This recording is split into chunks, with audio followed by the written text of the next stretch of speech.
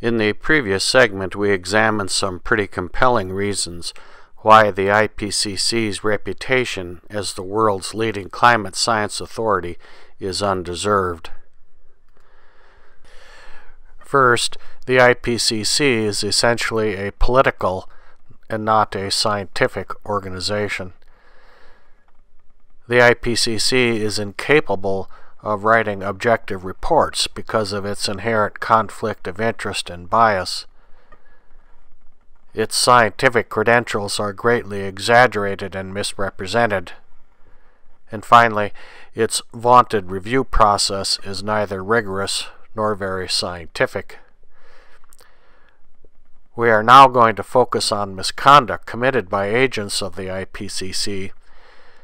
We can only give a cursory account, and if you want a full story, we refer you to Montford's two books, The Hockey Stick Illusion and Hiding the Decline. In a criminal trial, if the defense can show that an important prosecution witness has committed bad acts, especially acts of dishonesty, the jury is entitled to not believe the testimony of that witness. Accounts of IPCC misconduct usually begin with the scandal known as ClimateGate.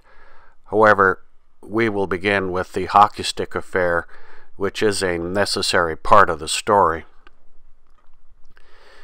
The first IPCC report, published in 1990, included this graphic which showed how global temperatures varied over the preceding 1,000 years.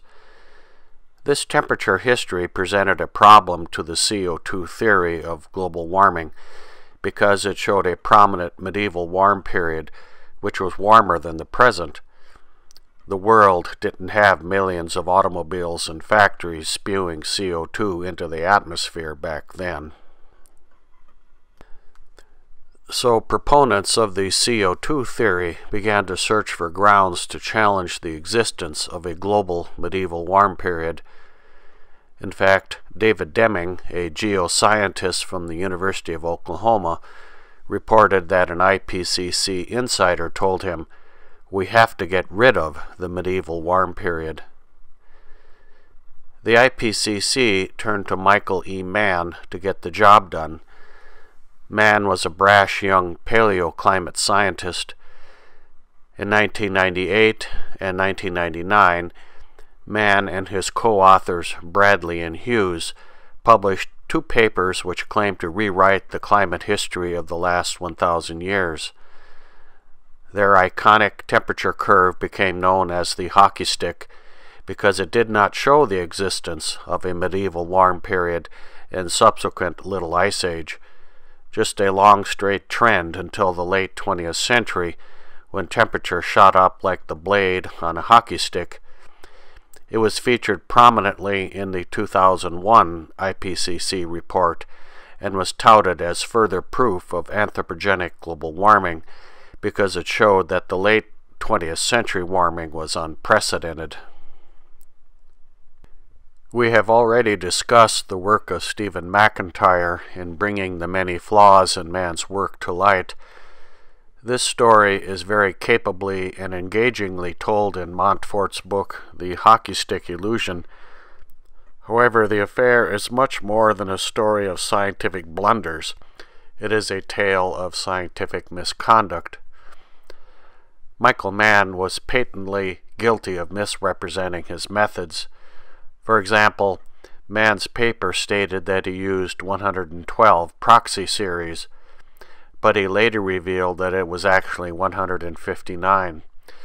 His paper reported that he used standard principal components analysis, but he later revealed that he employed a non-standard variation and also a technique called stepwise procedure. These are material non-disclosures. How can a study be replicated if its methods aren't accurately described in the journal article? Mann failed to disclose adverse results. Mann's paper clearly states that he calculated a standard verification statistic called R-squared. In an interview with Marcel Krook, a Dutch journalist, Mann not only admitted he calculated this statistic, he also claimed that the hockey stick passed this test. McIntyre later showed that Mann's reconstruction flunked this test, something which Mann did not disclose in his paper. In later testimony before an expert review panel, Mann denied he even calculated R-squared, in flat contradiction of what was stated in his own paper.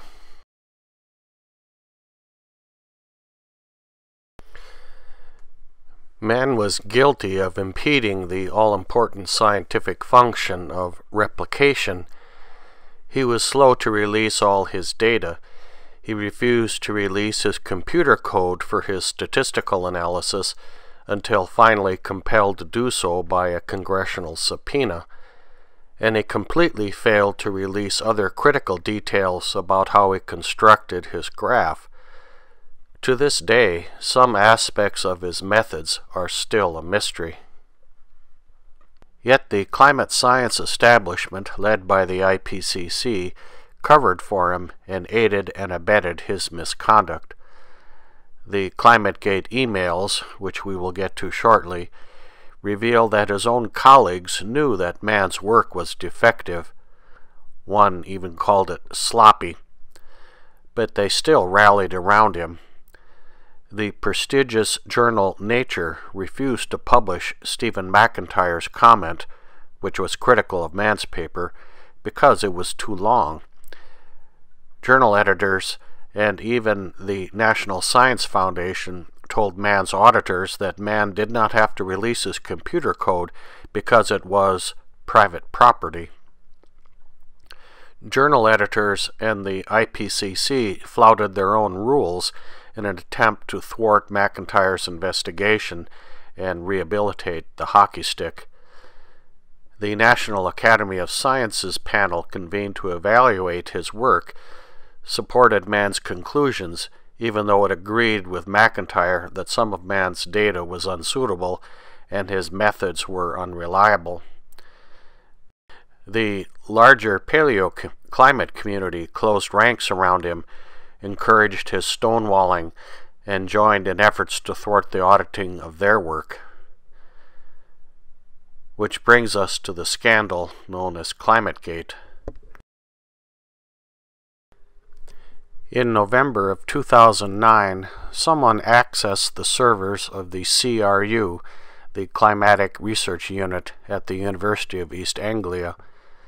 The hacker, or possibly a disgruntled insider, no one knows, extracted thousands of emails and other data, which was then archived and posted on the internet.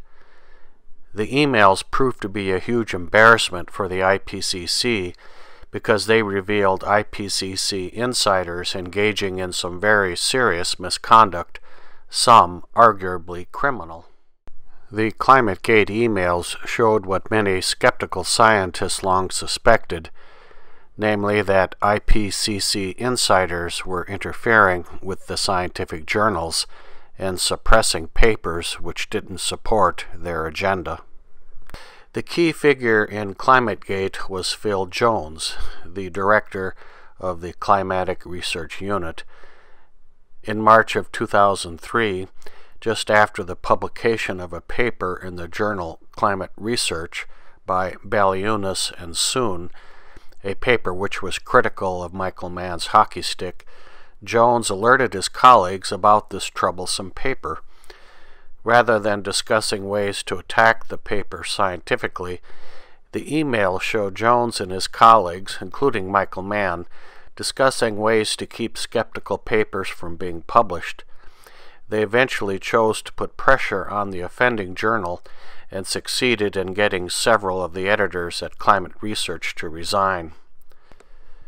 The ClimateGate emails also show Michael Mann and his friends working behind the scenes to get an editor at Geophysical Research Letters ousted for publishing the second McIntyre and McKittrick paper. They succeeded. The emails also show collusion between the IPCC and scientific journals. The late Stephen Schneider, a prominent insider at the IPCC and editor of the journal Climatic Change, changed his journal's rules so as to allow a paper rehabilitating the hockey stick to be cited in the IPCC's 2007 report. Montford tells the whole story in his 2 books. Here is the condensed version. It is difficult to overstate the importance of the hockey stick to the IPCC agenda. It appeared multiple times in the 2001 report.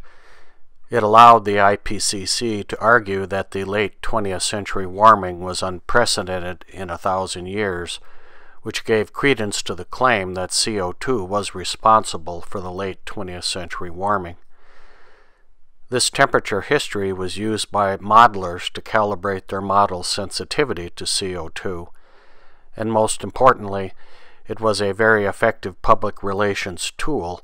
It helped sell the Kyoto Treaty and was promoted by the IPCC at every opportunity. So after becoming so heavily invested in the hockey stick, the IPCC could not let the debunking of the hockey stick by McIntyre and his co-author Ross McKittrick stand. They thought they had the definitive rebuttal of McIntyre and McKittrick in 2 papers written by Caspar Amann and Eugene Wall, 2 members of Mann's hockey team. The primary paper, submitted to the journal Climatic Change, was the purported replication of Mann's work. The other paper, a comment submitted to the journal Geophysical Research Letters, supposedly showed that McIntyre and McKittrick's criticisms were baseless. The mere submission of these papers, before they were even accepted, was announced with much fanfare via press releases, a dubious practice at best, which was an indication of how much political and public relations interests were at play. Wall and Amann needed both the paper and the comment to make their case that Mann's work was sound. With regard to the comment, it was fairly easy for McIntyre to show that it constituted an elaborate straw man argument. It misrepresented McIntyre and McKittrick's work and then proceeded to debunk arguments that they hadn't made. The editor at Geophysical Research Letters saw through this and rejected the comment. With regard to the replication paper itself, it was fairly easy for McIntyre to show that the Amann and Wall work suffered from the same defects as Mann's original study. For example, McIntyre showed that the new reconstruction also failed the verification tests. Amann and Wall soon adopted Michael Mann's strategy of stonewalling. Although they had posted their data and computer code on the internet, they refused to provide McIntyre with their verification statistics, clearly flouting the journal's rules. As he did with Michael Mann, Stephen Schneider, the editor, covered for them and did not seek to enforce his journal's rules on disclosure. Even though Wall and Amann's comment was flatly rejected and the main paper was in limbo because of that rejection, Mann's supporters, including Sir John Houghton of the IPCC in testimony before the U.S. Senate, acted as if nothing had happened and continued to cite the Wall and Amann papers as the definitive refutation of McIntyre and McKittrick. But a problem remained. The IPCC submission deadline was fast approaching, and Amann and Wall needed both the comment and the main paper to make their case. IPCC insiders worked behind the scenes to oust the troublesome editor who had rejected the comment. His replacement promptly resurrected the comment and put it back in play. But the problems with the comment were so egregious, and the flouting of the journal's own rules so transparent that the new editor ended up rejecting the comment as well. This little exercise did, however, enable the Amman and Wall paper to be submitted and used by the IPCC, which was the ultimate goal.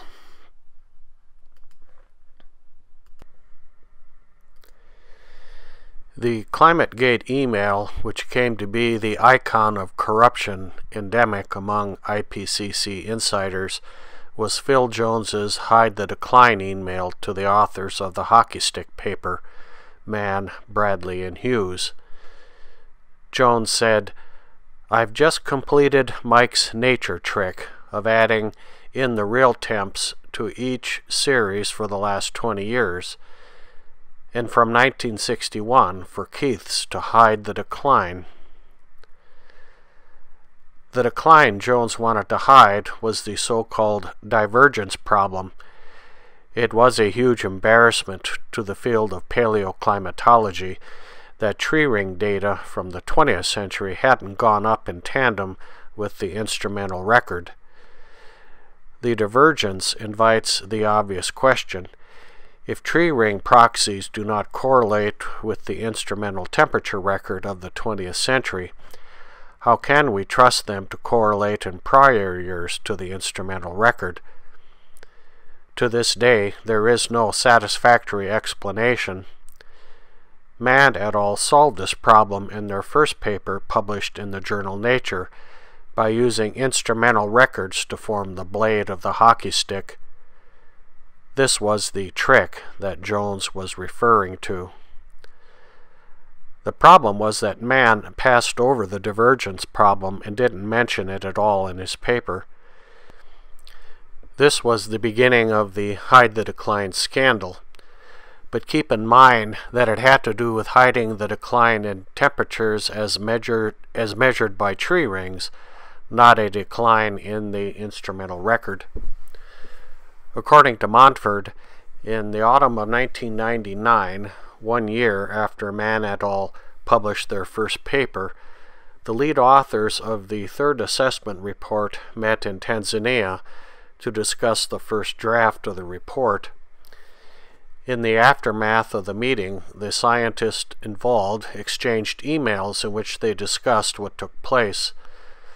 One British scientist, Chris Folland, wrote to Keith Briffa, Mann, and Jones about the paleoclimate chapter.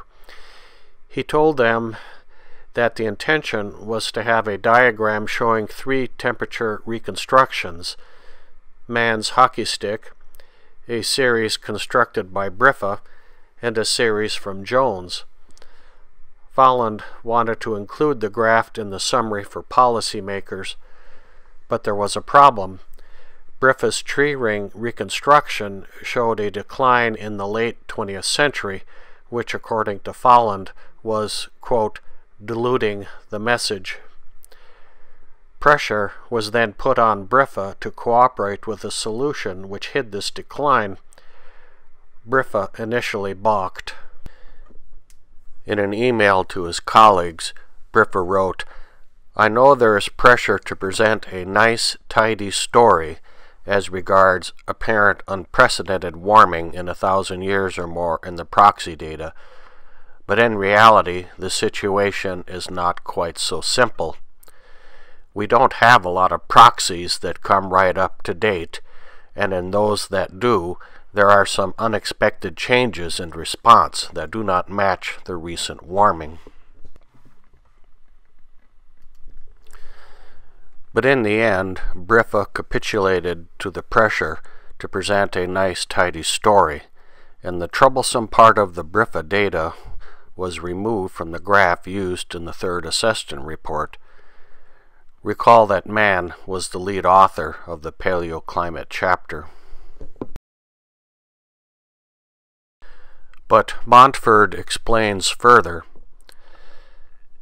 The truncation of the divergence problem from Briffa's series in the third assessment report was a trick to hide the decline, but it was not the one famously referred to in the ClimateGate emails. The email in which Jones infamously referred to the trick to hide the decline appeared several weeks later and referred to a diagram Jones had prepared for the cover of World Meteorological Organization's report. This was directly analogous to the diagram in the IPCC report, but with a slightly different approach to hiding the decline. Instead of simply deleting the declining data, Jones replaced it with the instrumental figures and then smoothed the resulting series so that the join could no longer be seen. The decline was replaced by a rising trend, with the reader of the report none the wiser as to what was done. This is simple dishonesty. To put it in proper context, please now listen to part of a lecture given on the topic by Richard Muller, a physicist from UC Berkeley. Muller has always been smeared as a climate change denier, but this simply is not true. He has always affirmed that human CO2 emissions are contributing to global warming. He just has attempted in these controversies, more than most proponents of the CO2 theory, to be an honest broker between the two sides of the debate.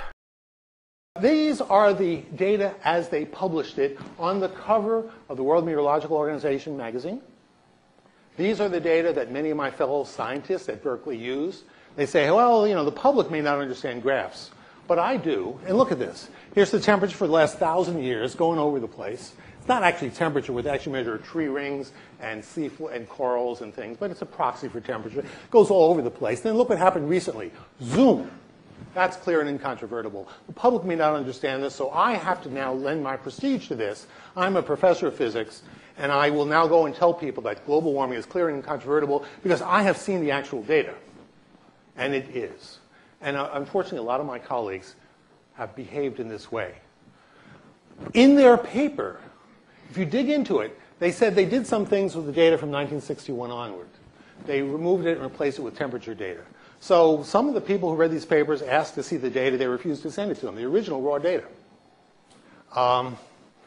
They used the Freedom of Information Act. The Freedom of Information Act officer, on the advice of the scientist, would not release the data. Then the data came out. They weren't hacked like a lot of people say. Most people who know this business believe they were leaked by one of the members of the team who was really upset with them. So now I can show you what the data that they refused to release, the original data, before they did anything. What they did was, and there's a quote. A quote came out in the emails, these leaked emails, that said, let's use Mike's trick to hide the decline. That's the words. Let's use Mike's trick to hide the decline. Mike, who's Michael Mann, said, hey, trick just means mathematical trick. That's all. Now, and my response is, I'm not worried about the word trick. I'm worried about the decline. What do you mean hide the decline? Let me show you this. Now we have the data. Now it's been released. And this is what it is. That's the raw data as any Berkeley scientist would have published it. He would have said, okay, we've had the medieval ice age, and now we have global warming. And there's some disagreement, but hey, there's disagreement all over the place. And that just shows the technique isn't completely reliable. What they did is they took the data from 1961 onward, from this peak, and erased it. What was their justification for erasing it? The fact that it went down. And we know the temperature's going up. Therefore, it was unreliable. Is this unreliable? No. How do we know? Well, we don't know. But, this is probably some human effect. The justification would not have survived peer review in any journal that I'm willing to publish in.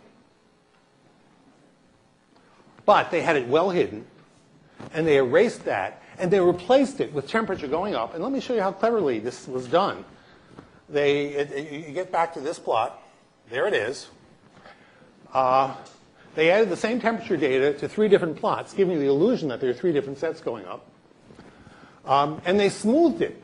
This temperature changes smoothly. If they hadn't smoothed it, you might have noticed, oh, wait a minute, what's the change going on right there? Why is it abruptly different?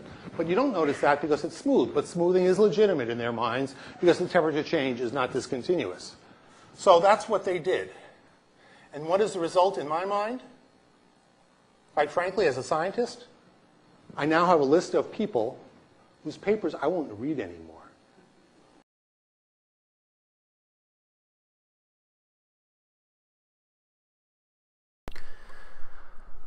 Montford has documented numerous instances of IPCC insiders refusing to cooperate with the auditing of their data. The most egregious offender in this regard was Phil Jones.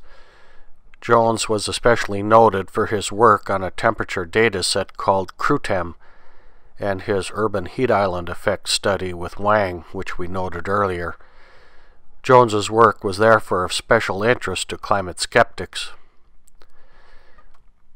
Montford writes, as far back as 2005, an Australian skeptic named Warwick Hughes had made repeated requests for the land station data, first direct to Jones and then to the World Meteorological Organization, and then to Jones again, but all to no avail.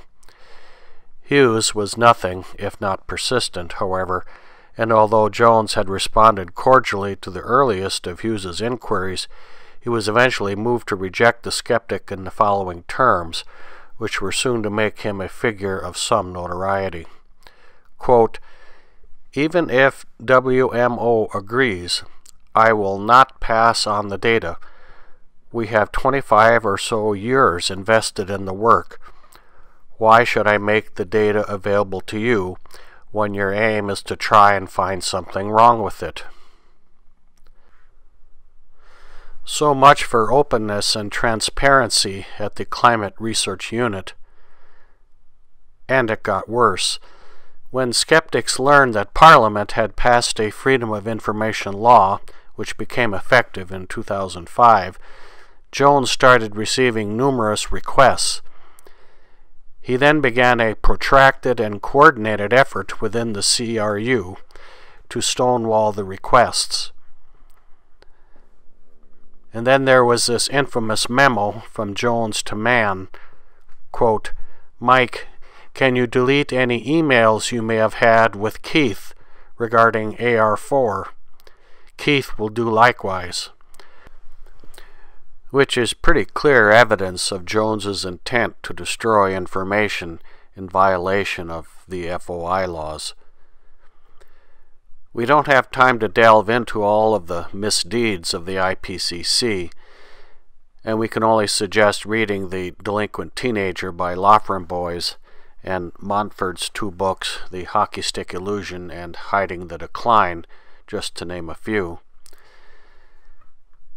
These accounts of the scandals illuminate the corrupt culture that abounds in the IPCC and its allied organizations. One cannot read these accounts of lying, deception, lawlessness, journal tampering, conspiracy, and utter disdain for the norms of science and still believe that the IPCC and its agents, Mann, Jones, and all the rest, have any credibility.